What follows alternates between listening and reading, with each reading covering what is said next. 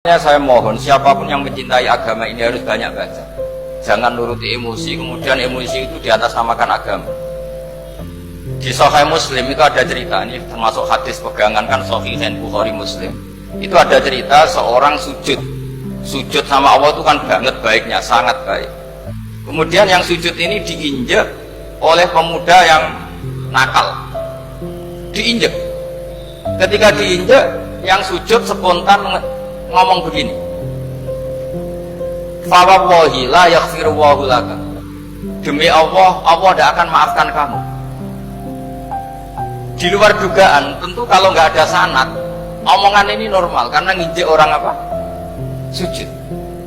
Tapi di luar dugaan, Allah mewahyukan ke Nabi di zaman itu, disuruh bilang sama orang yang sujud itu, Allah ngendikan, manggal ladzi yata'alla alayya alla aghfira li fulan faqad ghafartu lahu wa ahbattu amalah.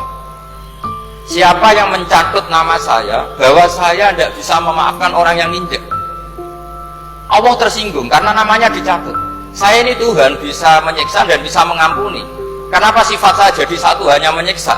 Sifat ampunan saya di mana? Itu kalau nggak sanad tidak bisa. Saya ulang lagi, Allah itu apa? Dan yang bisa yaghfiru liman yasha wa yu'adzibu may yasha. Tapi orang yang sujud ini hanya mensifati Allah satu, yaitu Allah pasti menyiksa. Dan Allah tersinggung. Bagaimana mungkin saya Tuhan hanya berstatus bisa menyiksa, tidak bisa mengampuni?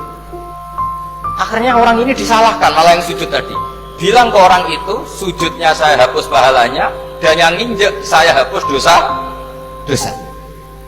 Tapi ya bukan berarti terus kamu boleh nginjek orang sujud. Artinya gini loh, saya hanya memperkuat moderator tadi, berpikir agama itu berdasar sanad. Kalau nuruti emosi pasti kita akan setuju Allah tidak ngampuni yang menginjak.